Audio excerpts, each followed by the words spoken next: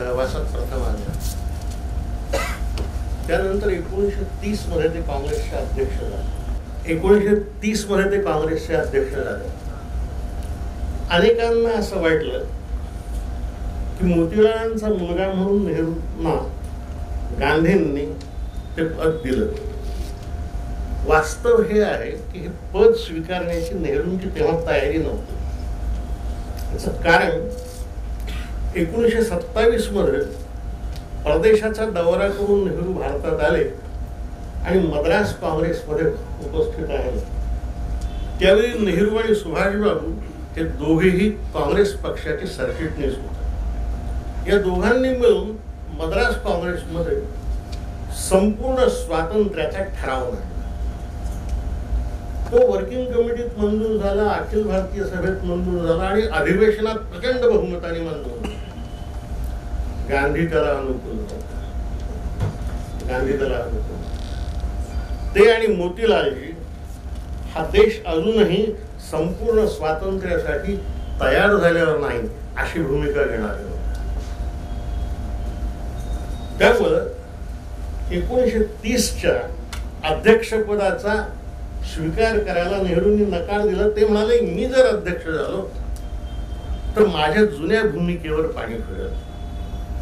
मी संपूर्ण स्वातंत्र्याचा ठराव मांडले. गांधी म्हणाले की असं नाही करता येत. वर्किंग कमिटीचं नेतृत्व तुम्ही करता. वर्किंग कमिटीने हा ठराव केलेला आहे आणि ब्रिटिश सरकारने गोलमेज परिषद बोलवली आहे. वसाहतीच्या अंतर्गत स्वातंत्र्य देण्यासंबंधी चर्चा करा. अशावेळी संपूर्ण स्वातंत्र्याचा ठराव तुम्हाला मांडता येणार नाही. गांधीजी संबंध अधिवेशनावर बहिष्कार घालून होते आणि नुसताच बहिष्कार नाही, गांधींनी या ठरावाच्या विरोधामध्ये अग्रलेखच लिहिला. मी काल म्हणालो होतो की नेहरू फार स्वतंत्र वृत्तीचे नेते होते. प्रसंगी गांधींच्याही विरोधात गांधींनी अग्रलेख लिहिला तर सारी काँग्रेस भांबावली आणि ती नेहरूंकडे अशी याचना करायला लागली की तुम्ही तुमची भूमिका परत घ्या. शेवटी गांधींनी जेव्हा त्यांना समजावलं तेव्हा नेहरूंनी वसाहतीच्या स्वातंत्र्याच्या ठरावावर सही केली. ही सही करताना त्यांच्या डोळ्यात अशी होती. हे सगळ्या चरित्रकारांनी लिहिलेलं आहे. पण पुढे नेहरूंच्या सुदैवानं परिस्थिती अशी आली की गांधींनी ब्रिटिशांना गोलमेज परिषदेसाठी ज्या अटी पाठवल्या त्या अटी ब्रिटिश पार्लमेंटने नाकारल्या. त्या नाकारल्यानंतर मग गांधीजी असं म्हणाले की आता ब्रिटिश सरकार जर आपलं ऐकत नसेल तर मद्रास काँग्रेसची भूमिका लाहोर काँग्रेसमध्ये बदलायला मी तुम्हाला परवानगी देतोय. त्यानंतर नेहरू लाहोर काँग्रेसचे अध्यक्ष झाले. तर वर्णन गांधीजींनीच केलेलं आहे. एखादा राजपुत्र राजबिंडा घोड्यावर स्वार होऊन निघावा आणि त्याच्या मागे सैन्याची पथकं चालावी, तशी नेहरूंची मिरवणूक निघाली होती. आई वडील दोघेही बघत होते, त्यांच्या डोळ्यात अश्रू होते. हे सगळं गांधीजींनी अत्यंत सविस्तर लिहिलेलं आहे. लाहोर काँग्रेस हा देशाच्या इतिहासातला एक अतिशय विलक्षण महत्वाचा वळणदार प्रसंग आहे. त्यात नेहरूंनी केवळ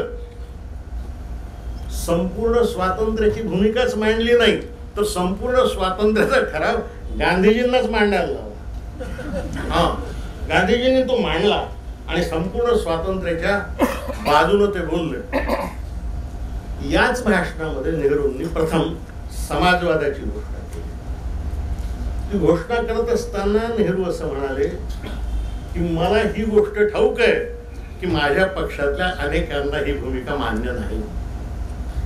ही भूमिका अनेकांना मान्य नाही. वर्किंग कमिटी मधल्या लोकांना मान्य नाही. माझ्या अत्यंत जवळच्या सहकाऱ्यांना मान्य नाही.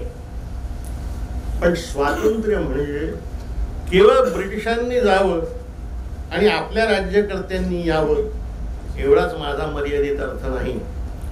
सामान्य माणसांच्या मानेवरचं गुलामगिरीचं दारिद्र्याचं जोखड जावं, माणसं माणसासारखी जगावी आणि त्यासाठी समाजवाद मला आवश्यक आहे असं नेहरू तेव्हा म्हणाले. त्यांचं भाषण सगळ्यांनी ऐकलं, पण वर्किंग कमिटीने समाजवादाच्या ठरावाला मान्यता दिली नाही. जेव्हा ती मान्यता दिली नाही तेव्हा सुभाषबाबू नेहरूंच्या बाजूने उभे राहिले. काल मला कोणी म्हणाले की सुभाषबाबू सांगितलं पाहिजे. सुभाषबाबू उभे राहिले आणि सुभाषबाबूंनी नेहरूंच्या एक पाऊल पुढे जाऊन अशी भूमिका घेतली की काँग्रेस पक्षाने देशात अस्थायी सरकार स्थापन करावं आणि आपलं राज्य सुरू करावं. हा ठराव तर मान्यच होणार नव्हता, तो नामंजूर झाला. मग सुभाषबाबूंनी दुसरा ठराव मांडला, संबंध देशात साराबंदीची चळवळ सुरू करण्यात येईल, तोही नामंजूर झाला. सुभाषबाबूंनी काँग्रेस सोडून सरचिटणीस पदाचा राजीनामा दिला आणि डेमोक्रेटिक काँग्रेस पार्टी या नावाची नवीन पार्टी सुरू केली. पक्ष फोडीचं राजकारण तेव्हापासून सुरू झालं. पण नुसतीच स्थापन केली, नंतर ते ती पार्टी विसरूनही गेले, काहीच झालं नाही. माय स्ट्रगल नावाचं आत्मचरित्र आहे त्यांचं, त्यात या पार्टीचा उल्लेख सुद्धा नाही. पण काँग्रेस सोडली. पुढे मात्र नेहरूंच्या आग्रहावरून ते पुन्हा काँग्रेसमध्ये आले. नेहरूंना त्यावेळी असं विचारलं पत्रकारांनी की सुभाषबाबूंशी असलेल्या मतभेदाबद्दल काय, त्यांच्या भूमिकांबद्दल काय. नेहरू असं म्हणाले की मी सुभाषकडे माझ्या लहान भावासारखं पाहतो. तो मतभेद करील पण माझ्यापासून कधी दूर जाणार नाही आणि माझा शब्द तो कधी खाली पडू देणार. आणि गांधीजींचंही न ऐकणारे सुभाषबाबू नेहरूंचं ऐकून काँग्रेसच्या बैठकींना हजर व्हायला लागले. हे लक्षात घ्या. सुभाषबाबू, जयप्रकाश नारायण, आचार्य नरेंद्र देव ही समाजवादी मंडळी नेहरूंच्या मागे आहे. सरदार पटेल, राजाजी आणि बाकीची मंडळी उजव्या मताची आहेत. नेहरू मध्यम मार्गी आहेत आणि नेहरू या दोन्ही गटांना सांभाळत आहेत आणि गांधीजी ही सारी सर्कस चालवत आहेत, असं तेव्हाचे चित्र आहे. पुढे हरिपुरा काँग्रेसच्या वेळेला सुभाषबाबू उभे राहिले तेव्हा वर्किंग कमिटी विरोधात, गांधी विरोधात, पण नेहरू सुभाषबाबूंच्या बाजूला. त्रिपुरा काँग्रेसच्या वेळी मात्र नेहरूंनी सुभाषबाबूंना सांगितलं की आता तुम्ही उभे राहू नका, तुम्ही निवडून याल पण तुम्ही गांधींचा विरोध करू नका. त्यावेळी त्यांनी असं म्हटलं की एक गोष्ट लक्षात घ्या, आपण कितीही लोकप्रिय असलो तरी आपल्या लोकप्रियतेचा आधार गांधी आहे. त्यांच्याशी मतभेद करू नका, तुम्ही देशापासून तुटाल. ते उभे राहिले, निवडून आले. निवडून आल्यानंतर वर्किंग कमिटीने राजीनामा दिला आणि सुभाषबाबूंनी आपली वर्किंग कमिटी निवडून घ्यावी असा ठराव केला. सुभाषबाबूंनी वर्किंग कमिटी नेमाला बरेच दिवस घेतले. वर्धेला झालेल्या नंतरच्या बैठकीला ते आजारपणामुळे येऊ शकले नाही आणि पुढे त्यांच्या असं लक्षात आलं की वर्किंग कमिटी सोबत नाही, गांधी सोबत नाही, बाकी कोणीच सोबत नाही. मग सुभाषबाबूंनीच अध्यक्षपदाला राजीनामा दिला आणि राजेंद्र बाबू अध्यक्षपदी निवडले गेले. त्याही वेळी नेहरूंनीच सुभाषबाबूंना समजावलं. त्यांना हे सांगितलं की या देशाच्या स्वातंत्र्यासाठी कोणत्याही मर्यादेपर्यंत जाण्याची जी तुमची तयारी आहे ती आमची नाही.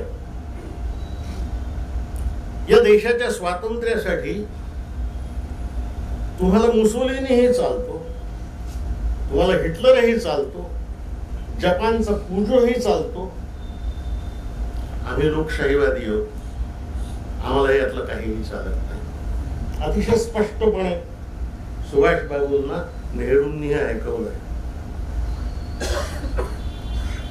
आपल्याकडे नंतरच्या काळात सुभाषबाबूंनी काँग्रेस सोडली आणि फॉरवर्ड ब्लॉकची स्थापना केली. फॉरवर्ड ब्लॉकची स्थापना केल्यानंतर काँग्रेसच्या विरोधामध्ये आपली संघटना उभी होऊ शकते का हे पाहायला त्यांनी देशभर फिरून प्रयत्न केले.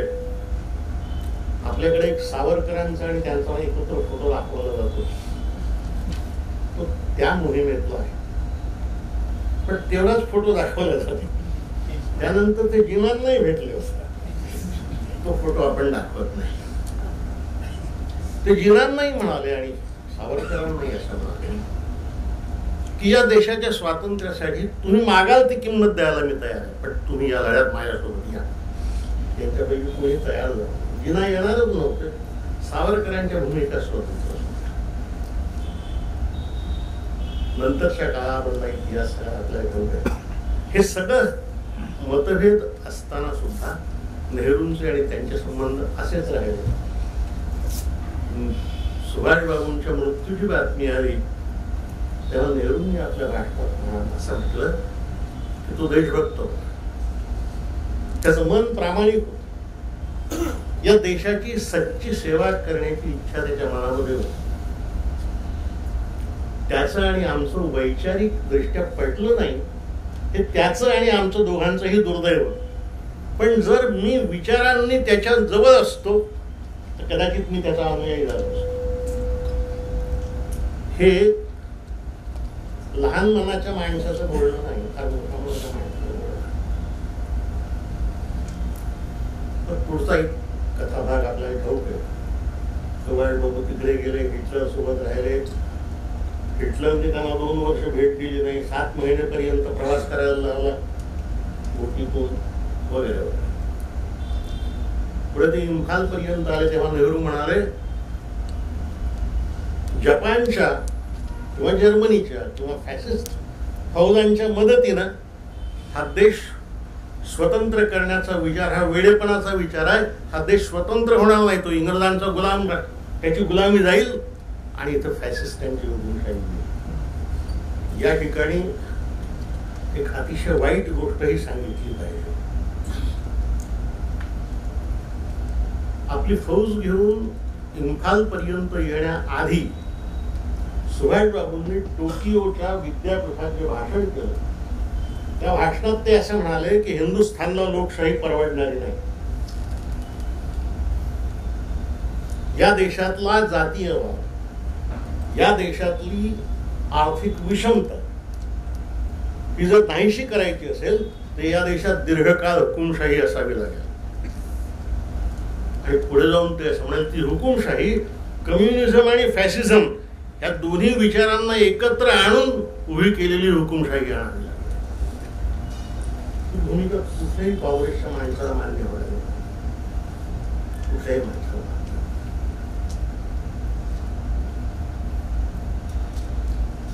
हे आपण इथून तर मग ते मतभेद, पुढे त्यांचा अपघात, त्यांचा मृत्यू वगैरे वगैरे सगळं.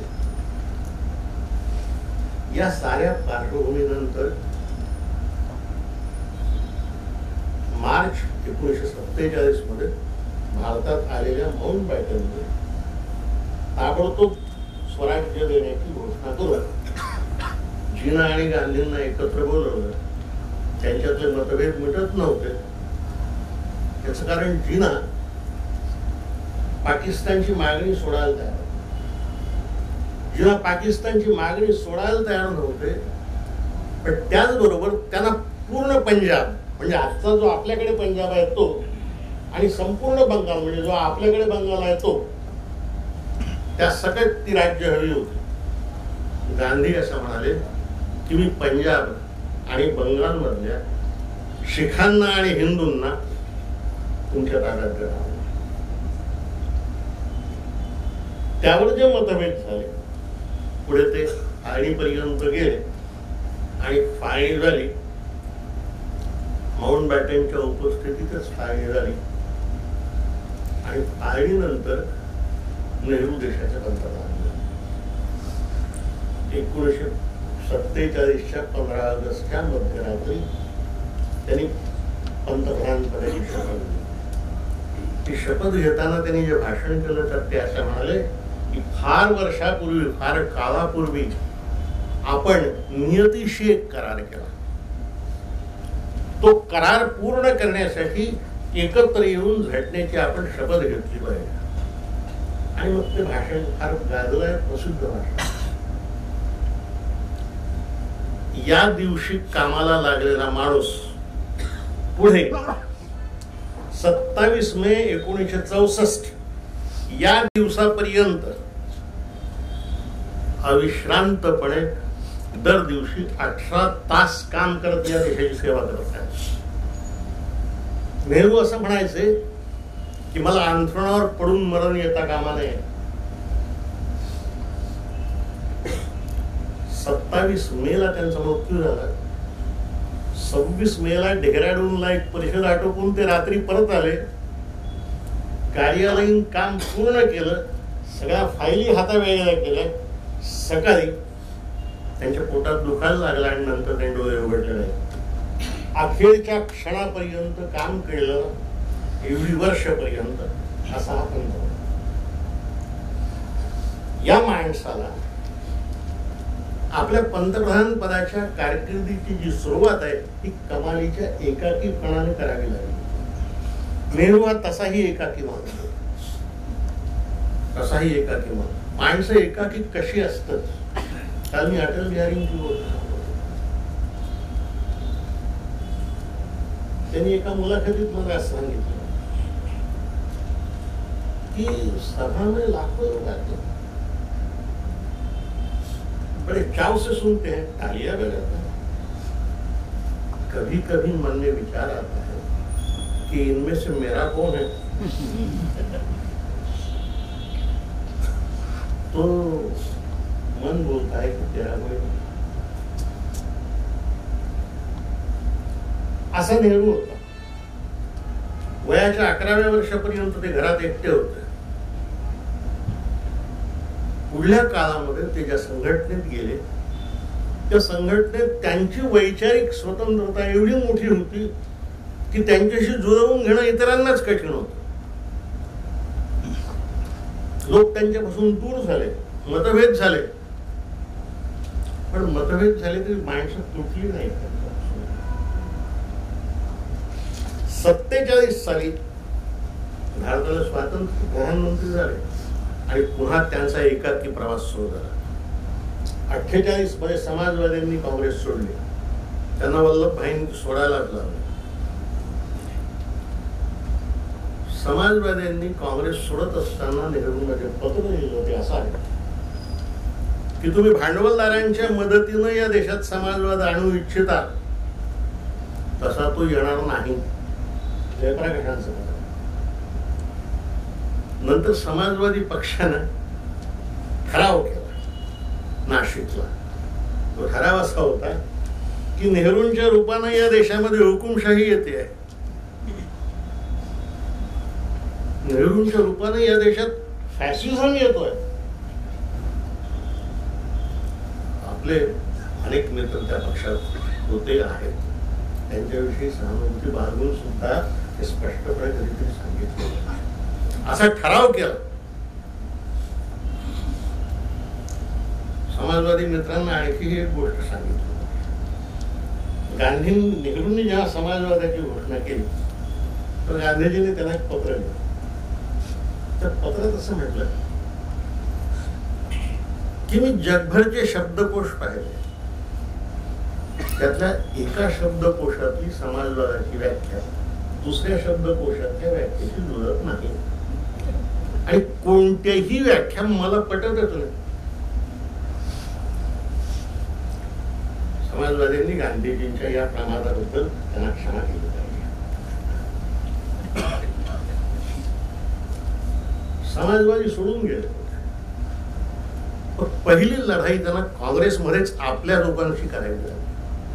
काँग्रेसमध्ये उजव्या विचारांचे लोक होते. त्या उजव्या विचारांच्या लोकांचं नेतृत्व मागे राहून सरदारांच्या हाती आणि पुढे राजेंद्र प्रसादांच्या हाती होतं. ही लढाई घटना समितीच्या काळातच सुरू झाली. घटना तयार होत असताना संस्थानिकांचं जे विलिनीकरण झालं तेव्हा संस्थानिकांना द्यायचे तनखे हे घटनामान्य असावे, म्हणजे ते कायम होतील असा सरदारांचा आग्रह होता. नेहरू त्याच्या विरोधात होता. त्या काळात 4,66,00,000 असा तनखा होता आणि तो तनखा करमुक्त होता. नेहरू म्हणाले अशी करमुक्त संपत्ती देणं माझ्या विचारात बसत नाही, पण सरदारांचं बहुमत होतं त्यामुळं ते कलम घातलं गेलं. पुढे प्रॉपर्टी राईट्सच्या बाबतीत सरदार आणि नेहरूंमध्ये मतभेद झाले. नेहरूंना आपल्या घटनेमध्ये प्रॉपर्टी राईट यायला नको होता. ते म्हणाले जमीनदारी नाहीशी करायची आहे, सरंजामदारी नाहीशी करायची. या देशातली विशुद्ध घालवायची असेल तर संपत्तीला संरक्षण देणारे कायदे आणि घटना नको, म्हणून प्रॉपर्टी राईटला माझा विरोध आहे. पण सरदार आणि राजेंद्र बाबूंच्या आग्रहात तेही कलम आलं. पुढे ते कलम दुरुस्त झालं 1955 मध्ये आणि कुणाचीही मालमत्ता सरकार काढून घेऊ शकेल आणि मोबदला किती द्यायचा ते ठरवण्याचा अधिकार सरकारला राहील, कोणालाही कोर्टात जाता येणार नाही अशी दुरुस्ती झाली. नंतर आताही मोबदला दिला जातो पण बाजारभावापेक्षा जास्त दिला जातो, पण सरकार ठरवेल तोच मोबदला असं म्हटल्यामुळं त्या कलमाचा आताही फायदा घेतला जातो. घेणारे घेतात, देणारे देतात. या दोन मुद्द्यावर होता. तिसरा मतभेद गंभीर होता. जानेवारी 1947 मध्ये लखनौला व्याख्यान देताना सरदार असं म्हणाले की देशाची फाळणी झाली आहे, देशात सर्वत्र दंगली पसरल्या आहेत, अशा वेळी राष्ट्रीय स्वयंसेवक संघाने काँग्रेसमध्ये प्रवेश करा आणि काँग्रेसला मजबूत करावं, सरकारला मजबूत करावं. नेहरूंना ही भूमिका मान्य नव्हती, पण नेहरूंनी भाषणाला विरोध केला त्यांच्या. पुढे राजेंद्र बाबूंची राजेंद्र बाबूंनी फार चमत्कारिक गोष्टींसाठी नेहरूंना विरोध केला. 26 जानेवारी हा गणराज्य दिन नको अशी राजेंद्र बाबूंची भूमिका. का नको तर राजेंद्र बाबूंच्या ज्योतिषांनी सांगितलं की हा अशुभ दिवस आहे. अनिष्टचे जे कार्यकर्ते आहेत ते लक्षात घ्या, आपले पहिले राष्ट्रपती कसे होते. ज्योतिषांनी सांगितलंय की अशुभ दिवस. नेहरूंनी त्यांना कळवलं की या देशाचा राज्यकारभार आपण करणार आहोत का ज्योतिषी करणार आहे. हा एक. मग राजेंद्र भाऊ तयार झाले. दुसरं, राजेंद्र बाबूंनी राष्ट्रपती होऊ नये, त्यांच्याऐवजी राजाजींनी राष्ट्रपती व्हावं, कारण ते पूर्वी गव्हर्नर जनरल होते अशी नेहरूंची इच्छा होती. पण वल्लभभाईंनी आणि राजेंद्र बाबूंनी त्या नावाला विरोध केला आणि राजेंद्र बाबूंचं नाव पक्क झालं. तिसरा महत्वाचा त्यांचा संघर्ष झाला तो एक दिवस राजेंद्र बाबूंनी हिंदू कोड विधेयक हे मंजूर करू नका असं सरळ पत्र लोकसभेच्या म्हणजे तेव्हाच्या संसदेच्या अध्यक्षांना मंत्रिमंडळाला बायपास करू. हा घटनाबाह्य प्रकार होता. नेहरू म्हणाले की आपण प्रगतीच्या दिशेनं चाललो, या प्रगतीचा आरंभ बहुसंख्याकांपासून झाला पाहिजे, त्यासाठी हे विधेयक आवश्यक आहे. आणि राष्ट्रपतींनी मंत्रिमंडळाच्या सल्ल्याशिवाय आणि मंत्रिमंडळाला बायपास करून अशा प्रकारचं पत्र लोकसभेकडे संसदेकडे पाठवू नये. राजेंद्र बाबू अडून बसले, तर नेहरूंनी स्वतःचाच राजीनामा त्यांच्या हाती दिला. पण मीच राजीनामा देतो असं म्हणाले. नेहरूंचा राजीनामा त्या काळात स्वीकारणं किती अवघड गोष्ट असावी हे आपण लक्षात घ्या. पण राजेंद्र बाबूंनी ते पत्रच मागे घेतलं. ही माणसं एकत्र लढलेली आहेत, एकत्र तुरुंगात राहिलेली आहेत, हस्ता खाल्लेले आहेत, मार खाल्लेला आहे. पण मतभेद होतेच त्यांच्या. त्याचं कारण असं की प्रत्येकच जण फार बुद्धिमान होता. हे लहान माणसं, राजेंद्र भाऊ काय लहान माणूस होता, अतिशय बुद्धिमान. पण बुद्धिमान माणसांच्यातच अधिक मतभेद असतात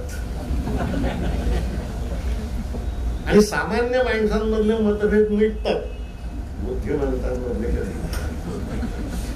मतभेद मिटत नाही. ते काय असे हट्ट या सगळ्यांच्या विरुद्ध नेहरूंना लढावं लागलं. स्वपक्षीयांच्या विरुद्ध एक आणखी लढाई झाली ती पुरुषोत्तमदास टंडन यांच्या. पुरुषोत्तमदास टंडन 48 साली काँग्रेसच्या अध्यक्षपदाला उभे आहे.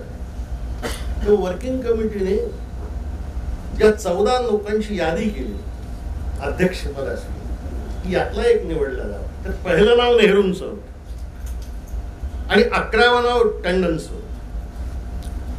ती यादी नेहरूंकडे जेव्हा गेली तेव्हा नेहरू म्हणाले की प्रधानमंत्री आहे, मी पक्षाचा अध्यक्ष होणं बरोबर नाही, 2 महत्वाची पदं माझ्याकडे नको. तेव्हा ते म्हणाले दुसऱ्या क्रमांकावर कृपलानींचं नाव. ते म्हणाले कृपलानींना अध्यक्ष. तेव्हा वल्लभभाईंनी टंडनची भूमिका घेतली, राजेंद्र बाबूंनीही टंडनची भूमिका घेतली. आता हे पुरुषोत्तमदासजी टंडन जे आहे ते सध्या फार लोकप्रिय केले जाण्याच्या प्रयत्नात आहे. पुरुषोत्तमदासजी टंडन तर उत्तर प्रदेशात व्याख्यानं देत असताना या देशातल्या अल्पसंख्याकांनी बहुसंख्याकांची संस्कृती स्वीकारली पाहिजे, संस्कृतीच नव्हे धर्मही स्वीकारला पाहिजे, अशी व्याख्यानं देत होतो. मी सेक्युलरिझमच्या विरुद्ध आहे असं जाहीरपणे बोलवतो. पंडित गोविंद वल्लभ पंत हे जेव्हा उत्तर प्रदेशचे मुख्यमंत्री होते, नेहरूंनी पंतांना पत्र लिहून कळवलं की आपल्या पक्षाचं धोरण काय, हा पक्षाचा नेता बोलतो काय. पण वर्किंग कमिटी आणि ऑल इंडिया काँग्रेस कमिटीवर वल्लभभाईंचं वजन इतकं होतं की निवडणुकीमध्ये टंडनला 1300 आणि कृपलानींना 1100 मतं मिळाली. आचार्य शंकरराव देवही उभे होते, त्यांना 201 मतं मिळाली. टंडन निवडून आले. नेहरूंनी टंडनचं अभिनंदन केलं नाही. ते म्हणाले मी नॉन सेक्युलर धर्मांध भूमिका घेणाऱ्या माणसाचं माझा नेता म्हणून त्याचा स्वीकारही करणार नाही, त्याचं अभिनंदनही करणार. नंतरच्या काळामध्ये टंडन नेहरू विरोधीच भूमिका घ्यायला सुरुवात केली. एक दिवस नेहरूंनी वर्किंग कमिटीचा राजीनामा दिला. प्रधानमंत्र्यांनी वर्किंग कमिटीचा राजीनामा दिल्यानंतर वर्किंग कमिटी पुढलं काय, मग टंडननीच राजीनामा दिला आणि नेहरूंच्या अध्यक्षपदी निवडले. अशा अनेक संघर्षांना आपल्या पक्षामध्ये नेहरूंना आरंभी तोंड द्यावं लागलं. अत्यंत कणखर भूमिका घ्याव्या लागल्या, अत्यंत कणखर भूमिका घ्याव्या लागल्या. मगाशी बोलताना म्हणालं की संस्थानिकांना आपल्या देशामध्ये त्यांची संस्थानं विलीन करायला लावण्याचा मान सरदारांचा आहे, सरदारांचा. पण संस्थानिकांनी संस्थानं विलीन केली, पण संस्थानातल्या जनतेची मनं भारताकडे वळवण्याचं काम नेहरूंनी केलं. स्टेट्स काँग्रेस नावाची जी संघटना होती, ही संस्थानिकांच्या प्रदेशामध्ये राहणाऱ्या जनतेची संघटना होती. तिचा आरंभापासून अध्यक्ष नेहरूच होते आणि ते ती भूमिका तयार करत होते. म्हणून काश्मीरच्या विलिनीकरणाच्या वेळी नेहरूंनी केवळ राजाच्या सहीवर समाधान मानलं नाही, शेख अब्दुल्लांची सही. असे सगळे विरोधाचे या नेत्यांचे प्रकार आहेत. 1948 मध्ये जानेवारी 30 गांधीजींचा खून झाला. गांधीजींचा खून झाल्याबरोबर काँग्रेसमधली उजव्या मताची ही जी माणसं होती ती एकदम मागे गेली. कारण मग RSSला काँग्रेसमध्ये आणा वगैरे ही भाषा बोलणं बंद झालं. वल्लभभाईंनाच RSSवर बंदी घालावी लागली. हा इतिहासच आहे. आणि गांधीजींचा मृत्यू, गांधीजींचा खून ही घटना नेहरू आणि पटेल यांच्यामध्ये यांचं मनोमिलन घडवून आणणारी. वल्लभभाई दुपारी गांधीजींना राजीनाम्याची परवानगी मागायला आले. गांधी म्हणाले देऊ नका राजीनामा. मतभेद दोन मुद्द्यावर होते. एक, नेहरू त्यांचा आग्रह असा होता की प्रधानमंत्र्याचा अधिकार सर्व मंत्रालयांवर चालतो, त्याचा आदेश सर्व मंत्रालयांना लागू होईल आणि त्यांनी तो मान्य केला पाहिजे. वल्लभभाई म्हणायचे की माझ्या मंत्रालयामध्ये यांनी हस्तक्षेप करू नये, हा एक आग्रह होता. दुसरा, नेहरू फार काळपर्यंत आंतरराष्ट्रीय राजकारणामध्ये घालवतो आणि नेहरूंवर कम्युनिस्टांची छाप आहे असा एक दुसरा आरोप.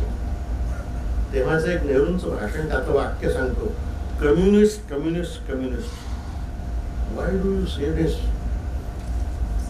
They will never conquer this country. या देशाला खरा धोका कम्युनिस्टांपासून नाही, कम्युनलिस्टांपासून आहे. धर्मांना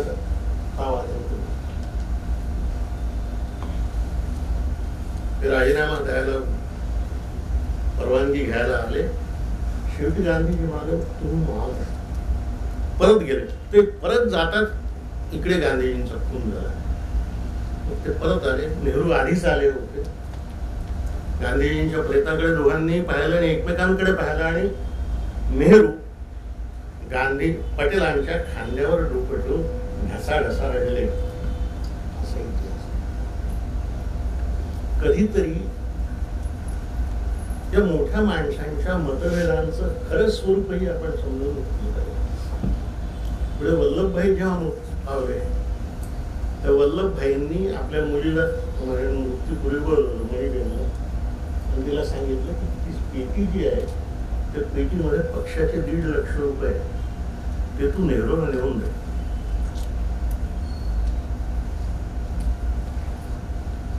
अशी माणसं आहे.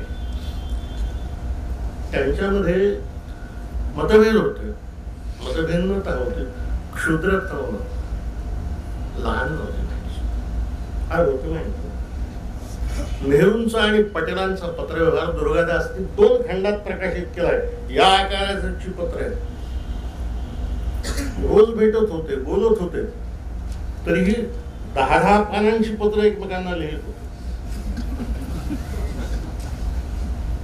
नेहरूंच्या पत्राची सुरुवात माय डिअर सरदार, त्यांच्या पत्राची सुरुवात माय डिअर जवाहर. या खंडांना मणिबेनचे प्रस्तावना आहे. मणिबेननी आपल्या प्रस्तावनेमध्ये असं म्हटलंय की नेहरूंचे आणि पटेलांचे मतभेद मोठे होते, माणसंही तशीच होती, पण त्यांचे खाजगी संबंध इतके जिव्हाळ्याचे होते की खूपदा सरदार त्रिमूर्ती भवनावर त्यांच्याशी चर्चा करायला जात. संध्याकाळी गेले की मग ते तिथेच जेवत. मग 10-11 वाजता केव्हा तरी नेहरू त्यांना म्हणत. आजच्या सारख्या तेव्हा पोलीस बंदोबस्त, ते मागे पुढे सगळ्या गाड्या वगैरे असं काही प्रकार नव्हता. त्यांच्या त्रिमूर्ती भवनापासून गृहमंत्र्याच्या बंगल्यापर्यंत ते दोघे पायी चालत चालत यायचे. आमच्या घराच्या व्हरांड्यात बसायचे, मी त्यांना कॉफी द्यायची, चर्चा करायचे. आणि बराच वेळ झाला की सरदार म्हणायचे चल आता मीच तुला पोचवून देतो. हे मणिबेननी लिहिलंय, हे मणिबेननी लिहिलंय. असे संबंध या दोघांमध्ये आहे. मतभेदही तेवढेच तीव्र होते, पण मतभेद असतानाही मतैक्य तेवढंच होतं याच कारण गांधी हा त्या सगळ्यांना बांधून ठेवणारा विचार, त्याच्या पलीकडे काय. राजेंद्र बाबूंनी नेहरूंना एक पत्र लिहिलं की गांधीजींना गोवधबंदी हवी होती, तर तात्काळ गोवधबंदीचा कायदा देशात लागू केला पाहिजे. नेहरूंनी उत्तरात दिलं की गांधींना गोवधबंदी मान्य होती, पण कोणताही निर्णय पूर्ण विचारांती घ्या, त्याचे परिणाम काय होतील याचा विचार करून घ्या, असंही त्यांनी आपल्याला सांगितलेलं आहे. त्यामुळे असा निर्णय तात्काळ नाही घेता येणार. त्यामुळे किती मोठ्या जनतेवर कसे परिणाम होतील याचा आपण प्रथम विचार केला पाहिजे. गोवधबंदी झाली, आता कोल्हापूरचा चपलांचा उद्योग बंद झाला. एनिवे, मला आजच्या वर्तमानाशी कर्तव्य नाही. महत्वाचा मुद्दा, असे लहान लहान मुद्दे घेऊनही मतभेद झालेले त्यांच्यामध्ये. पुढे राजेंद्र बाबू राष्ट्रपती, नेहरू पंतप्रधान. 15 डिसेंबर 1950 या दिवशी सरदारांचा मृत्यू झाला. सरदारांचा मृत्यू झाल्यानंतर मग उजवी बाजू जी होती ती एकदम दुबळी झाली. उजवी बाजू दुबळी झाली आणि समाजवादी काँग्रेस सोडून गेले होते. नेहरूंना विरोधही राहिला नाही, नेहरूंना समर्थनही राहिलं. इथपासून नेहरूंनी या देशाचे एकाकी नेतृत्व केलेलं आहे, आपण लक्षात. एकाकी. ते म्हणतील ते काँग्रेसमध्ये मान्य होतं, ते म्हणतील ते मान्य होतं. तिथपासून 64 पर्यंत या माणसाने या देशाचं नेतृत्व केलं. मी म्हणालो की स्वपक्षातल्या लोकांशी लढा देणं हे सांगितलं, पण स्वदेशातल्या लोकांशी त्यांना लढा द्यावा लागला. आपल्यापैकी अनेकांना असं वाटतं की केवळ काश्मीरचाच लढा झाला. नाही, काश्मीरने स्वतंत्र राहण्याची भूमिका घेतली, जुनागडनी घेतली, हैदराबादनी घेतली. खलिस्तानची चळवळ मास्टर तारासिंगांच्या नेतृत्वात सुरू होती.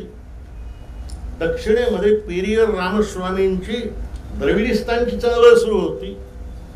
आणि बंगालमध्ये पूर्व बंगाल आणि पश्चिम बंगाल यांचा एकत्र बंगाल राष्ट्र असं निर्माण व्हावं, अशी भूमिका शहीद सुरावर्दी आणि सुभाषचंद्र बोस यांचे भाऊ शरद बोस यांनी घेतली होती. साऱ्या भागामध्ये प्रचंड असंतोष. देशामध्ये 1,10,00,000 निर्वासित आहेत.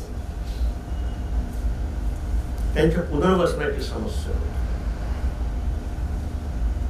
याही बाबतीत सांगितलं. राजेंद्र बाबू कधी कधी फार टोकाच्या भूमिका घेत असत. त्यांचं एक नेहरूंना असं पत्र आहे की हिंदूंपासून मुसलमानांना संरक्षण देण्यासाठी तुम्ही जी फौज तैनात केलेली आहे ती ताबडतोब मागे या, कारण आपली हिंदूंची मतं कमी होतील. नेहरूंनी राजेंद्र बाबूंना असं कळवलं की गांधींनी आपल्याला हे नाही शिकवलं. गांधींनी या देशाच्या लोकसंख्येमध्ये असा भेद करायला आपल्याला शिकवलं नाही. या देशात राहणाऱ्या साऱ्यांचा हा देश आहे आणि साऱ्यांचं संरक्षण करणं सरकार या नात्याने आपली जबाबदारी आहे. आणि तुम्ही राष्ट्रपती आहात, पहिल्या जबाबदारी तर तुमचीच आहे.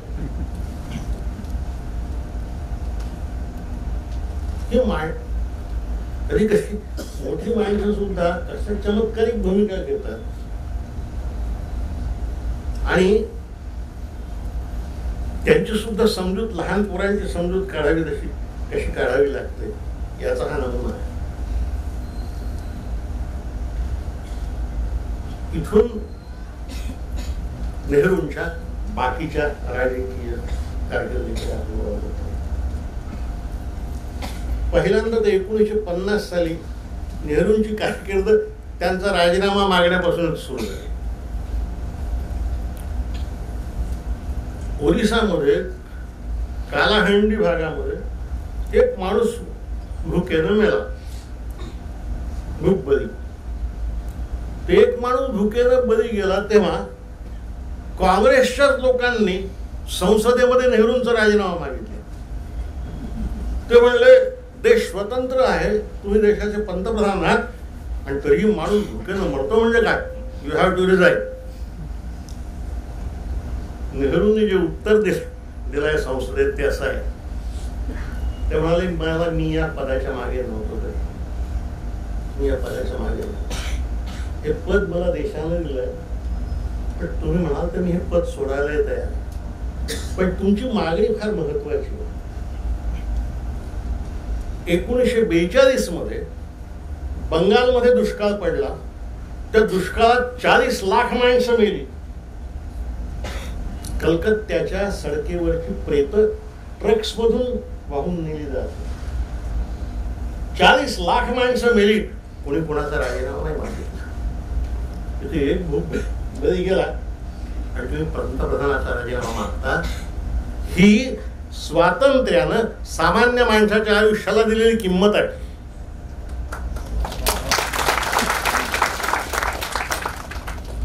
म्हणून मी तुमच्या भावनेचा आदर करतो. महावीर त्यागी यांनी मागणी केली, पण महावीर त्यागी नंतरही तर अशा वेळी गांधी नेहरूंचे राजीनामा मागतच होते. राजीनामा मागण्याची सवय आपल्या देशामधल्या नेत्यांना फार पूर्वीपासून आहे. त्याची सुरुवात महावीर त्यागी.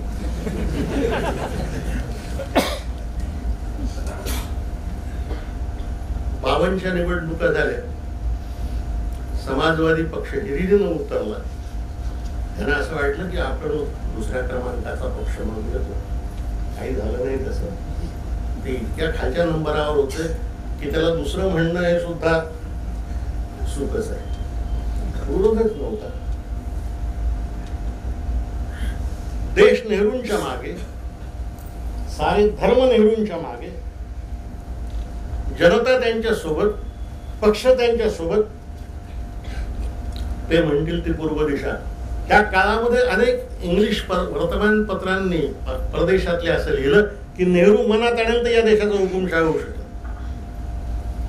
मला सारी सत्ता द्या, या एका प्रश्नावर जरी त्यांनी मतदान घेतलं तरी त्याला ते मिळेल. एर्डोगनने घेतलं ना आता टर्कीमध्ये,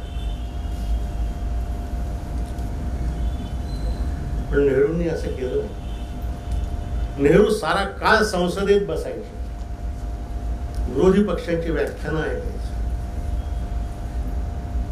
त्यांना समर्पक उत्तर द्यायचे. आपल्या पक्षाचा मंत्री चुकला तर त्याला तिथल्या तिथं दुरुस्त करायचे.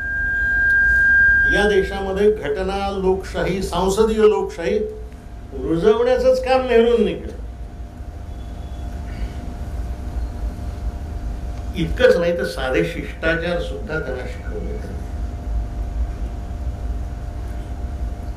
ग्रामीण भागातून आलेले लोक जात असत सत्तेत, मंत्री होत असत. मग त्यांना परदेशात जाताना काय त्यांना नेहरू सांगत असत की असं वागलं पाहिजे, असं जेवलं पाहिजे वगैरे.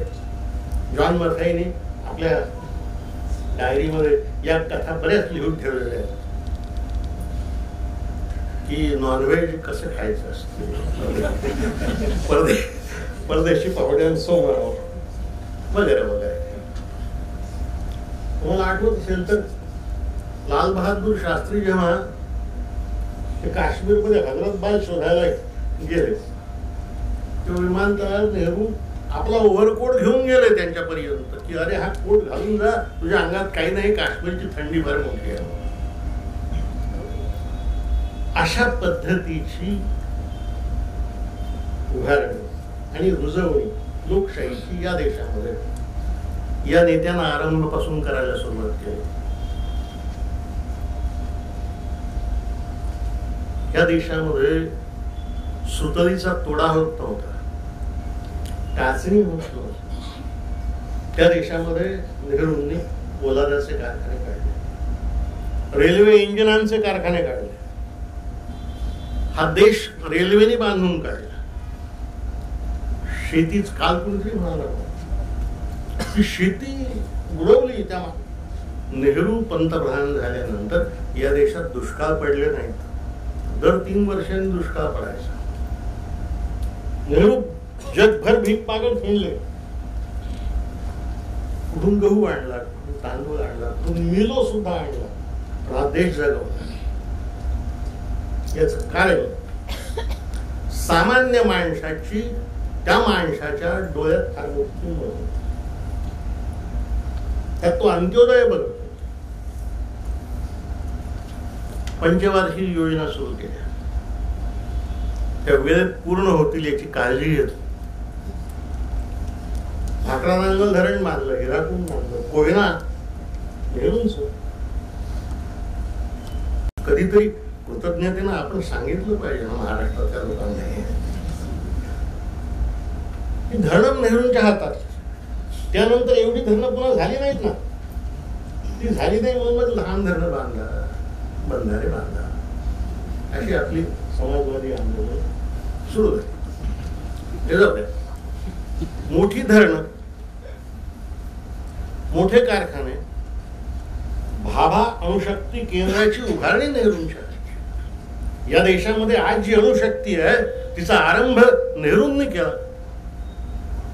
आपण क्षेपणास्त्राच्या क्षेत्रात फार मोठी प्रगती केलेली आहे, पण पहिला क्षेपणास्त्राचा उद्योग थुंबामध्ये नेहरूंनी सुरू केला.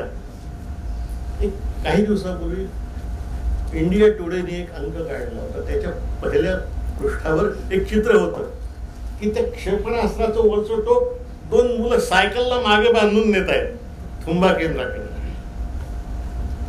सायकलला बांधून क्षेपणास्त्राचं टोक नेणे इथपासून क्षेपणास्त्र 6000 किलोमीटर पर्यंत उडवण्यापर्यंत आता आपण गेलो. या साऱ्यांची सुरुवात नेहरू, प्रगतीचा पाया घातला. नेहरूंना भारताचा भाग्यविधाता उगीच फेटलं जात नाही. पुढे प्रश्न आले ते युद्धांचे झाले. त्यातलं पहिलं युद्ध काश्मीर, 22 ऑक्टोबर 1947. या दिवशी काश्मीरमध्ये पाकिस्तानने टोळीवाले घुसवले. हे टोळीवाले तिकडचे बलुचिस्तान मधून वगैरे आहेत. ज्या प्रदेशामध्ये आता तिथे अशांतता आहे त्या प्रदेशातले टोळीवाले हे काश्मीरात आले.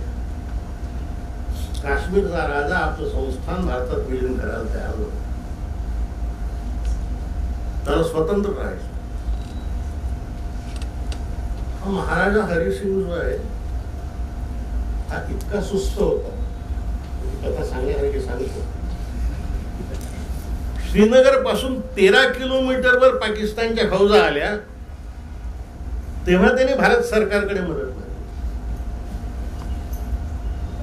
तेव्हा नेहरू म्हणाले की अगोदर विलिनीकरण आणि नंतर सहाय्यता. अगोदर विलिनीकरण तयार नव्हतं, पण त्याच्या लक्षात आलं की आपण आपलं संरक्षण करू शकत नाही. या राजाची कथा खरं म्हणजे आपल्या देशातल्या सगळ्याच संस्थानिकांच्या कथा सांगण्यासारख्या आहे. हे संस्थान काश्मीरच्या राजाने स्वबळावर स्वबुद्धीवर मिळवलं नाही, बेईमानीवर मिळवलं. हा जो हरिसिंग आहे याचा आजा गुलाब सिंग हा महाराजा रणजित सिंगाच्या सेनेचा सेनापती होता. इंग्रजांच्या फौजांसमोर रणजित सिंगांच्या मृत्यूनंतर त्याचा मुलगा आपलं साम्राज्य वाचवू शकला नाही. तेव्हा हा गुलाब सिंग इंग्रजांना जाऊन मिळाला सैन्याची पथकं घेऊन आणि रणजित सिंगाचं राज्य बुडवलं. रणजित सिंगाचं राज्य बुडवल्याचं इनाम म्हणून या गुलाब सिंगाला 1 लाख रुपयात जम्मू आणि काश्मीरचा प्रदेश इंग्रजांनी देऊन टाकला. त्यामुळे आपले सगळे संस्थानिक फार त्यांच्याविषयी अभिमान बाळगावा असं नाहीत. फार थोडे आहेत, त्यांचं नाव आपण घेतच असतो. यांनी विलिनीकरणाच्या कागदावर सही केली. कागदावर सही झाल्यानंतर काही तासात भारताच्या फौजा तिथं आल्या. तेव्हाचाही एक प्रसंग सांगण्यासारखा इंदिरा गांधींनी आपल्या डायरीत केला. फौजांचे अधिकारी भारतीय, नेहरू, पटेल आणि राजा, आणि त्याची फौज किती? 5,000. त्यातले 3,000 इकडे पाकिस्तानमध्ये गेले, म्हणजे 2,000 उरले. त्याचे सेनापती हे महाराजांच्या दालनामध्ये प्रशस्त चर्चा करत असताना युद्धाची महाराज बाहेरच्या दालनामध्ये पाळण्यावर झुलत राणी साहेबांसोबत चर्चा करत होते की कोंबडीचं अंड पाण्यात किती वेळ उकळलं म्हणजे अधिक चवदार आहे. ते असले आपले राजे, ते असले आपले संस्थानिक.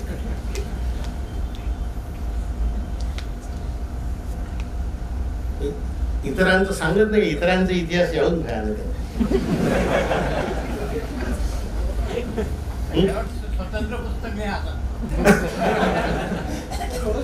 महाराजा आणि महाराणी हे पुस्तक आहे ना या विषयावर. फौजा आल्या. या वेळची आपण एकूण स्थिती लक्षात घ्यायची. आजही ती कायम आहे म्हणून लक्षात घ्यायची. काश्मीरचा प्रश्न हा केवळ राजकीय किंवा धार्मिक नाही. केवळ राजकीय आणि धार्मिक नाही, तो लष्कराचा सुद्धा प्रश्न आहे. आपण जेव्हा स्वतंत्र झालो तेव्हा भारताची सैनिक संख्या 5 लक्ष होती. त्यातले 2,20,000 पाकिस्तानात, 2,80,000 आपल्याकडे राहिले. आपला देश इतका विस्तारलेला की फौज साऱ्या देशात होती. तिकडे नागालँड आणि मणिपुरात बंड सुरू होतं, तिकडे होत. हैदराबाद संस्थांच्या भोवताल विळख्या घालून होत. स्ट्रॅटेजिकली सुद्धा आपली सारी फौज काश्मीरामध्ये उतरवणं भारताला शक्य नव्हतं, ते पाकिस्तानला शक्य नव्हतं. त्यामुळं हे युद्ध चाललं. ते चाललं आणि पुढे थांबलं. आपले अलीकडे एक लष्करी अधिकारी यांनी पुस्तक लिहिलं आहे. त्यांनी छान म्हटलंय, भारत आणि पाकिस्तानच्या लढाया चालतात दोन्हीकडची शस्त्र संपली की आपोआप थांबतात.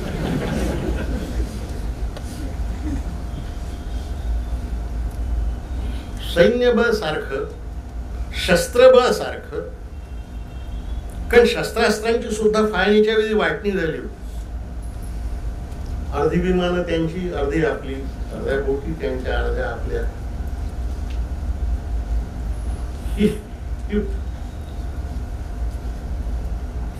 वाटणी कुठल्या स्तरापर्यंत गेली होती याची कल्पना करता येत नाही.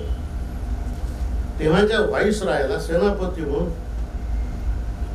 15 घोडागाड्या होत्या. तर त्यातल्या 7 त्यांनी नेल्या आणि 7 आपल्याकडे ठेवले. एक उरली. हिचं काय करायचं?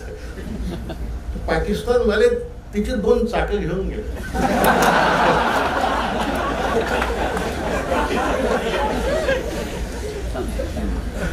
फ्रीडम ॲट मिडनाईट मध्ये याचं फार सविस्तर आणि फार छान वर्णन आलं.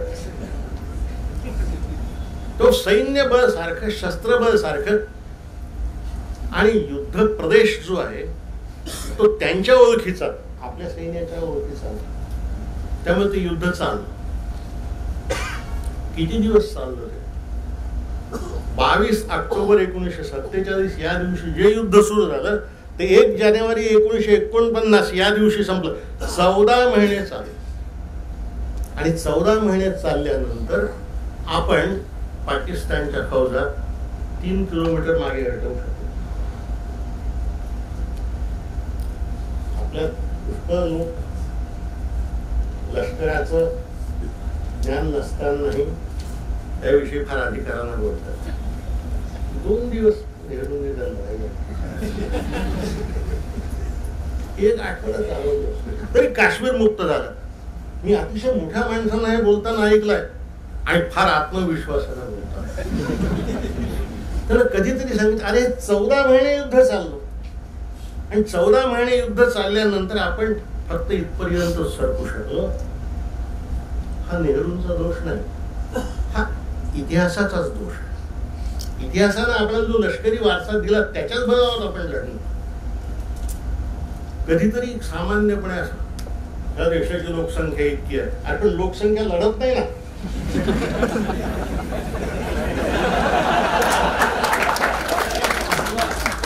लोकसंख्या लढत नाही, लोकसंख्या लढाईची गाडी म्हणते. लढाई लष्करच करत असतो. लष्कर तुल्यबल, शस्त्रबळ तुल्यबल. 14 महिने लढाई चालल्यानंतर आता या पलीकडे आपण लढाई करू शकत नाही, तेव्हा प्रश्न युनोमध्ये गेला. म्हणून नेहरूंना शिव्या देतो की युनोमध्ये नेऊन बिघडव. अरे युनोमध्ये नेऊन बिघडवलं नाही, जेवढं करता येणं शक्य होतं. त्यानंतर शेवटी शरणागती पत्करायची नसते ना, ती पाकिस्तानने एकदा पत्करली म्हणून युनोमध्ये तिथं तो घोळ चाललाय, तो सुटत नाही. नंतरच्या काळामध्ये आपण सैन्य वाढवलं, ते 1965च्या युद्धामध्ये आपण पाहिलं पाकिस्तानचा आपण पराभव केला. शास्त्री पण त्याही वेळी जे युद्ध झालं ते युद्ध पश्चिम सीमेवर झालं. इंदिरा गांधींनी पाकिस्तानचे 2 तुकडे केले, त्यावेळेचं युद्ध पूर्व सीमेवर झालं, इकडे झालं नाही. इकडे युद्ध करा याही बाजूला, अशी लष्कराची मागणी होती. यशवंतराव चव्हाण संरक्षण मंत्री होते, त्यांची फेट आली की नाही, इकडे नाही.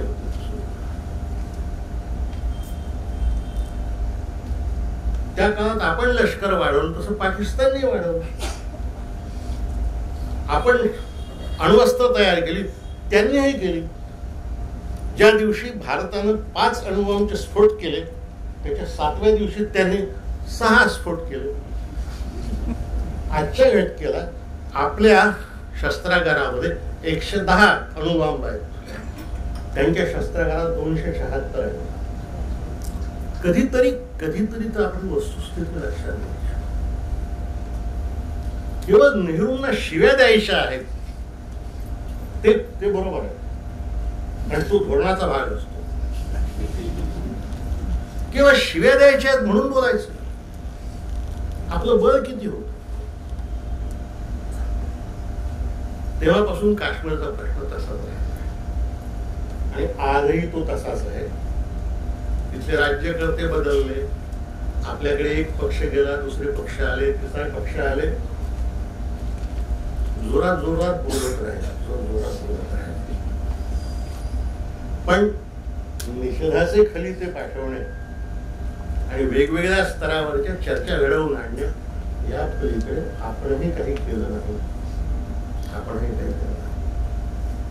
त्यांनाही आपलं बळ माहित. हाच काल तिबेटच्याही प्रश्नाचा आहे.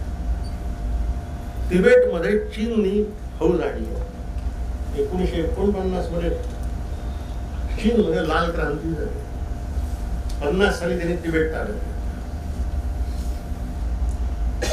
तिबेट ताब्यात घेतला तेव्हा या देशाचे नुसते थोर नेतेच नाही, तो विचारवंत वगैरे म्हणून मान्यता पावलेले लोक म्हणाले की तिबेट मुक्त करा. अजूनही तिबेट मुक्तीची भाषा बोलली ते बघा, तिबेट मुक्त करा. झाला तो पाहिजे काय, कोणा नको. पार्लमेंटमध्ये जेव्हा याची चर्चा झाली तेव्हा या सगळ्या विरोधी पक्षाच्या लोकांना बोलवून नेहरूंनी आपल्या दालनात केला. तो सगळा संवाद आता उपलब्ध आहे. नेहरू म्हणाले की चीनच्या जवळ 35 लाखांचं लष्कर आहे आणि ते आत्ता क्रांती जिंकलेलं युद्ध सज्ज आहे. आपलं सैन्य 3 लाखाच्या वर, आपल्यापेक्षा 10 पटीहून जास्त सैन्य आहे त्याच्याकडे. ते हिमालयाच्या उंचीवरून लढणार, आपण खालून जाऊन लढणार. सैन्य भूमी सुद्धा आपल्याला अनुकूल नाही युद्धभूमी. अशा वेळी तिबेट मुक्तीची भाषा कशी करायची. आपण निषेध नोंदवू. चीनशी युद्ध शक्यतो टाळण्याचा प्रयत्न.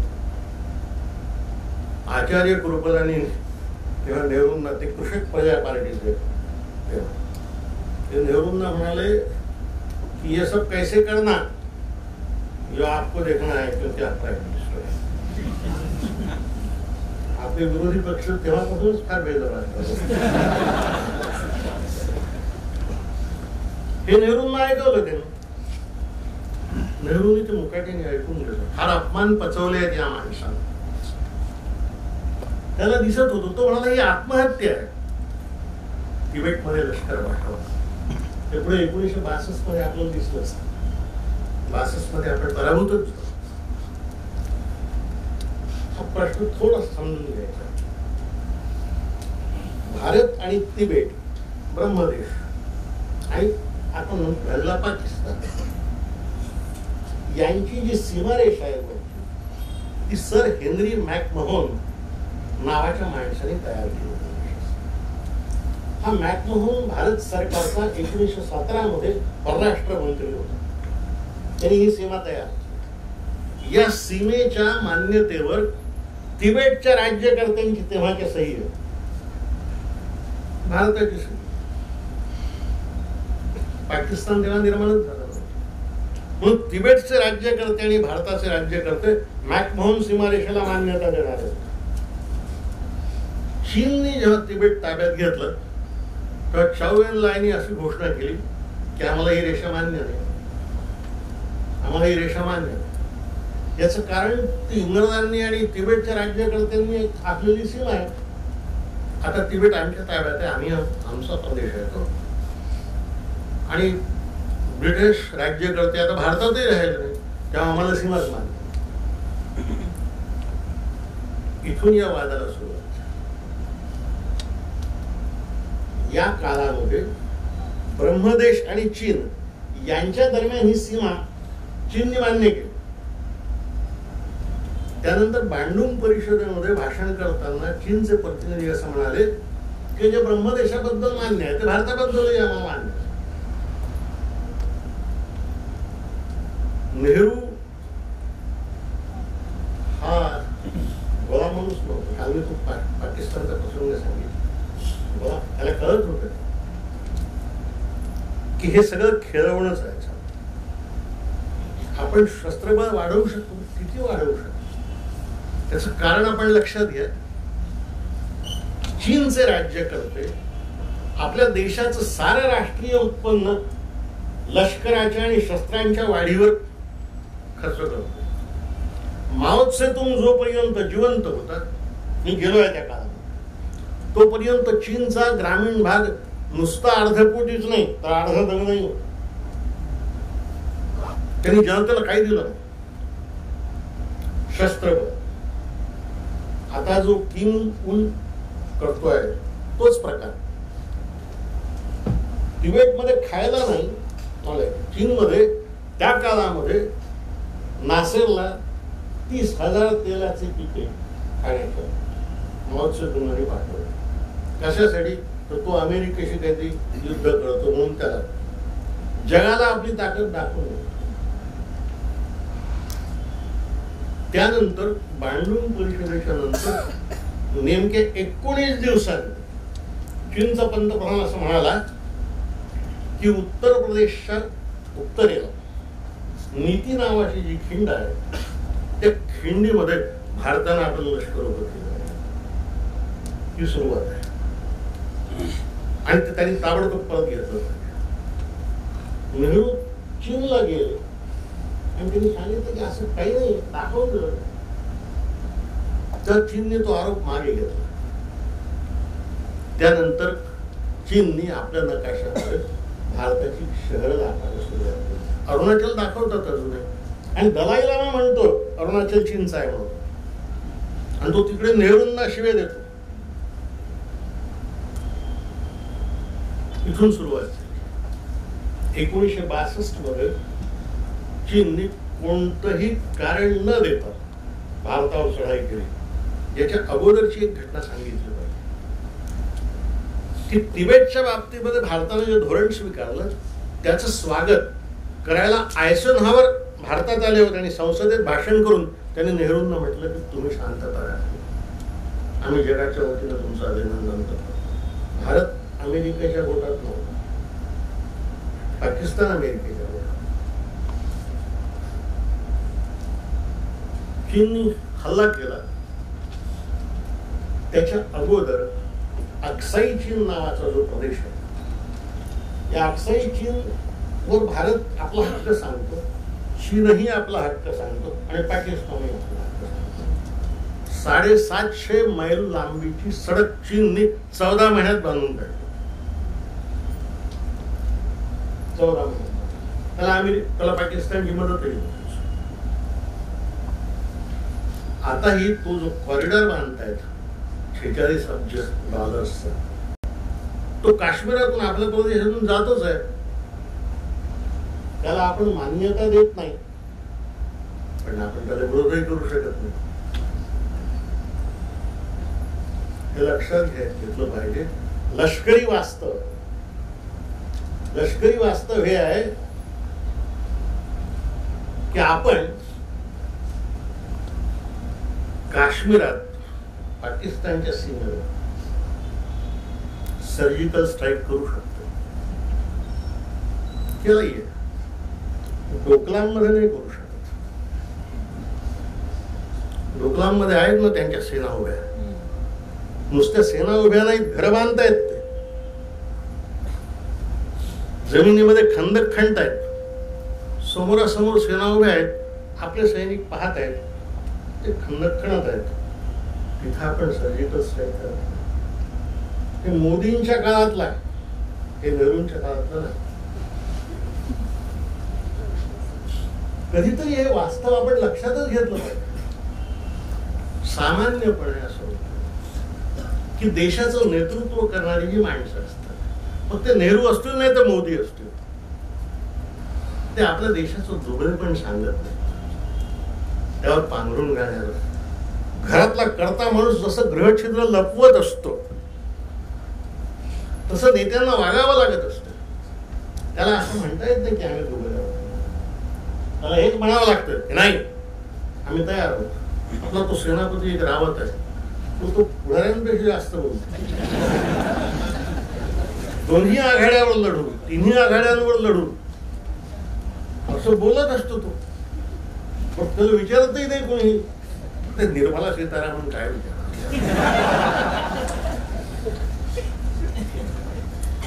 कधीतरी हे लष्करी वास्तव आपण समजून घेतलं पाहिजे.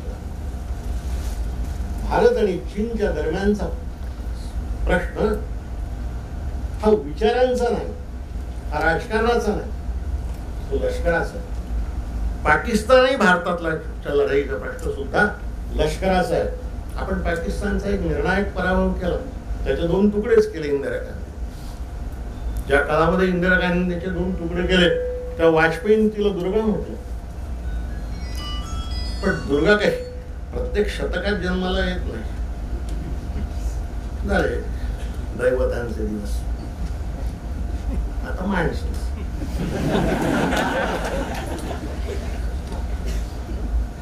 त्यामुळे कधीतरी हे वास्तव आपण समजून घेतलं पाहिजे. आणि मग नेहरू चीनशी युद्ध टाळत का होते, लांबणीवर का टाकत, चर्चा का करत होता, वारंवार चीनला भेटी का देत होता. वाजपेयींनी पण दिल्या, तर प्रधानमंत्री असताना, परराष्ट्रमंत्री असताना. एवढ्याचसाठी की आम्ही जगाला दाखवतो की आम्ही यांना भीत नाही, आम्ही यांना भीत नाही, आम्ही आमच्या संरक्षणासाठी सज्ज आहोत. पण त्यांची ताकद आणि आपली ताकद आपल्याला कळते ना. ते सामान्य जनतेपर्यंत येत नाही, पण जे राज्यकर्ते असतात, ज्यांच्या हाती शस्त्रास्त्रांची कळ असते, त्यांना कळतच असते ना. आजही चीनचं शस्त्रबळ आणि मनुष्यबळ आपल्या बलापेक्षा 10 पटींनी अधिक आहे. अशा वेळी तिबेट मुक्त कसं करणार, पण डोकलाममध्ये तिथे जाऊनच चर्चा करायची असते. मग काही काळ चर्चा करतात, काही फूट मागे जात, आपण काही फूट मागे येतो. आपण मागे आलो तर ते आणखी पुढे येऊन आपल्या जागेवर येतात. ही सिच्युएशन आहे. देशाचं दुबळेपण सांगण्याचा हा प्रकार नाही, वास्तव सांगण्याचा हा प्रकार आहे. आणि वास्तव यासाठी सांगायचं आहे की वास्तव लक्षात न घेता जेव्हा लोक गांधींना नेहरूंना शिव्या देतात की दुबळे, तेव्हा वाईट आहे. म्हणून सांगायचं की खरं समजून घ्या लागेल, खरं लक्षात घ्या. आपण नाही लढू शकत चीनशी, आणि पाकिस्तानशी सुद्धा निर्णायक लढाई यापुढे नाही करता येणार. कारण दोन्ही देश अण्वस्त्र सज्ज आहेत. आणि नवा इम्रान खान जो आला आहे तो तर बॅटिंग मध्ये प्रसिद्धच आहे. तो सुद्धा शांततेची भाषा बोलत नाही. पाकिस्तानचे राज्यकर्ते कधीच बोलले नाही शांततेची भाषा. मुशर्रफ नाही, नवाज शरीफ नाही. आपले पंतप्रधान त्यांच्या घरच्या लग्नात जेवायला गेले, चांगलं आहे, गेलं पाहिजे. चीनचा अध्यक्षही आला होता, साबरमतीला येऊन गांधीजींचा चर्चा फिरवून आणि ढोकळे खाऊन गेला. छान, हा झोपायला बसून. हो, त्यामुळे कदाचित त्याचं मोदी प्रेम वाढेल, पण भारत प्रेम कसं वाढेल? मी राज्यशास्त्राचा प्राध्यापक होतो, आंतरराष्ट्रीय राजकारण शिकवत होतो. आंतरराष्ट्रीय राजकारणामध्ये एकच गोष्ट निर्णायक असते आणि ती म्हणजे शस्त्रशस्त्र.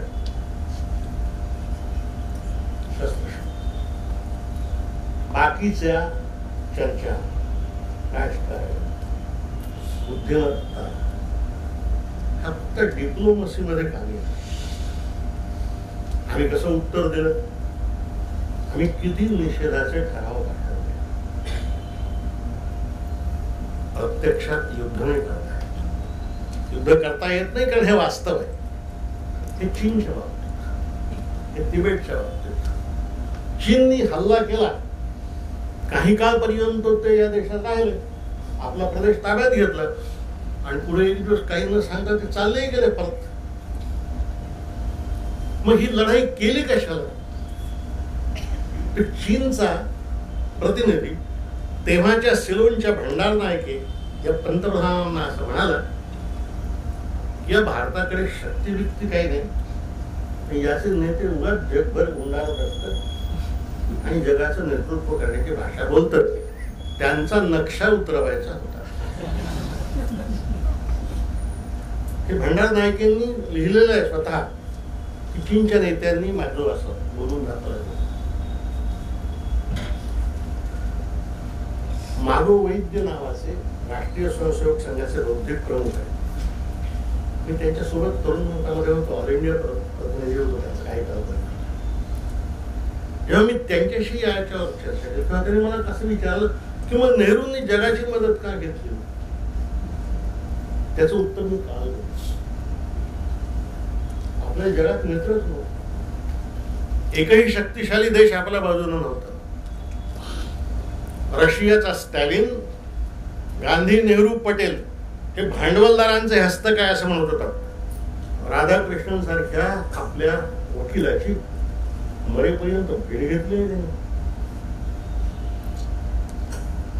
आणि पाकिस्तान अमेरिकेच्या सेंटो करारामध्ये, लष्करी करारामध्ये भाग घेणारा देश होता.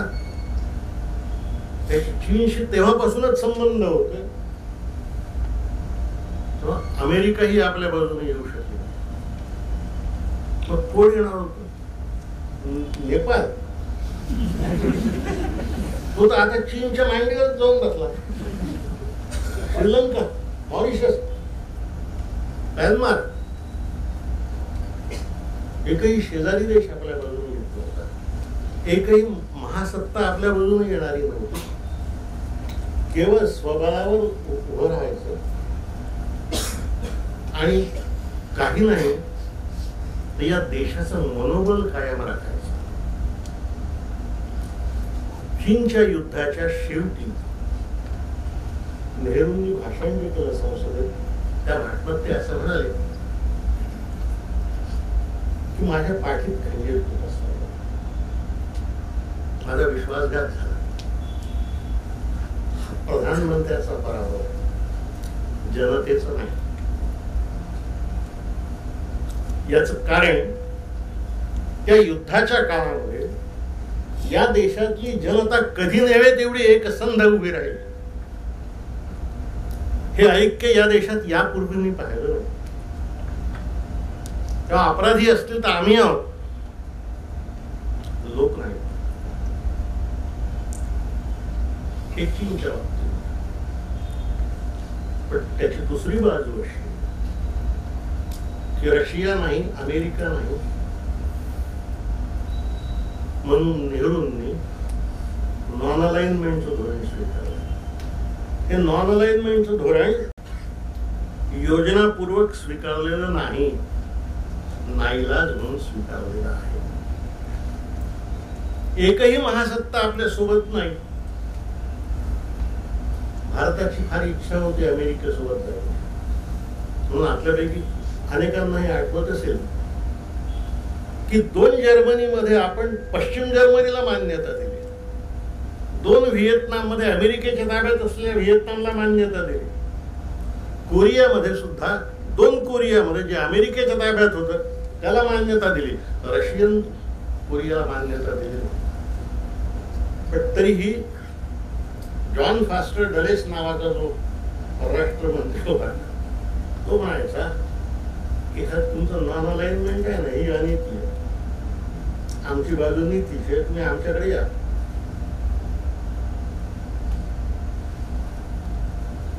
या काळातून हा देश नेहरूंनी नेला आहे. या काळातून हा देश नेहरूंनी नेला आहे. त्यांनी 52च्या निवडणुका जिंकल्या, 57च्या निवडणुका जिंकल्या, 62च्या निवडणुका जिंकल्या, 67च्या निवडणुकीमध्ये ते नसतानाही त्यांच्या पक्षाला लोकसभेत बहुमत मिळालं. कारण मित्र असं आहे की नेहरूंचं यश त्यांच्या लोकप्रियतेत, जनतेचा प्रचंड विश्वास त्याला. हा माणूस आपल्याला योग्य त्या मार्गानेच नेईल अशी श्रद्धा होती. तो हिंदूंचाही नेता होता, तो मुसलमानांचाही नेता होता, दलितांचाही नेता होता, कामगारांचाही नेता होता. असं सगळ्या माणसांचं नेतृत्व करणारा हा नेता होता. नेत्यांच्या आयुष्यामध्ये यश येते, अपयश येते, पण अपयशावरून एका परीक्षा करता येत नाही संबंध आयुष्याची. 1952 पासून भाजपवाले पराभवच पत्करत आले. या विजयावरून त्यांचा इतिहास लिहिणार का आपण की चीनच्या पराभवावरून नेहरूंचं चरित्र लिहिणार? कुठेतरी या संदर्भातलं राजकीय, सामाजिक, आर्थिक हे वास्तव समजून घेतलं पाहिजे. या काळामध्ये नेहरूंनी या देशातले दुष्काळ संपवले, उद्योग आणले, या देशामध्ये श्रीमंती आणली, या देशामधली गरिबांची गरिबी आणि श्रीमंतांची श्रीमंती कमी करण्याचा प्रयत्न केला. आज स्थिती उलट आहे. आज 1% लोकांच्या हाती 79% संपत्ती, उरलेल्यांच्या हाती फक्त. त्यासाठी समाजवाद पण नेहरू असं नेहमी म्हणायचे की माझा समाजवाद हा संघर्षमय समाजवाद नाही. मला उद्योगपतींच्या वर्गात लढा द्यायचा नाही. माझा वर्ग समन्वयाचा समाजवाद आहे. ही वर्ग समन्वयाची, धर्म समन्वयाची, जाती समन्वयाची भाषा. आणि दुसऱ्या बाजूला सेक्युलरिझमची भूमिका. राजकारण धर्मकारणाच्या वर असलं पाहिजे, किमान त्यापासून मुक्त असलं पाहिजे. या देशातले कायदे कोणत्याही एका धर्माला लक्ष बनवून केले जाऊ नये. या देशातलं राजकारण त्या दिशेनं केलं जाऊ नये यासाठी स्वतःच्या पक्षाशी लढा दिलेला हा नेता, त्यासाठी स्वतःच्या पक्षाची टीका सहन केलेला हा नेता. पुणे पुणे नेहरूंना नाव ठेवलं, कुणी ठेवलं. जेवढे गांधींचे टीकाकार होते त्यापेक्षा जास्त नेहरूंचे टीकाकार होते. परवा कोणीतरी हिंदू महासभेचा नेता म्हणाला की गोडसेने गांधीला उगीच मारलं, नेहरूलाच मारायला पाहिजे होतं. आणि आपल्या लोकांनी ऐकून घेतलं ना ते. प्रश्न, खून करण्याची भाषा ही उघडपणे जर बोलली जात असेल, बदनामी फार सोपी गोष्ट आहे. नेहरूंची बदनामी करता येईल. काल मी अनेक किस्से सांगितले बदनामीचे. ती परंपरा आजही चालू आहे, त्याला काही हरकत नाही. विवेकानंदांच्या बाबतीमधली एक गोष्ट आहे. रामानंदांचे काही शिष्य विवेकानंदांवर टीका करत स्वामीजींकडे गेले. ऐसा है वैसा है, उनकी कविताएं देखो, प्रेम भरी है. रामानंद असं म्हणाले की धूळ कितीही वर उडाली तर फार तर ती घराच्या भिंती मळवू शकते, आकाश मळवू शकत नाही. मित्र, हे नेहरूंचं मोठे, हे नेहरूंचं मोठेपण आहे. त्यांचं यश आहे, त्यांचं अपयश आहे, त्यांची लोकप्रियता आहे, त्यांच्यावर झालेली टीकाही आहे. या साऱ्यांची गोळाबेरीज करूनही नेहरू या देशाचे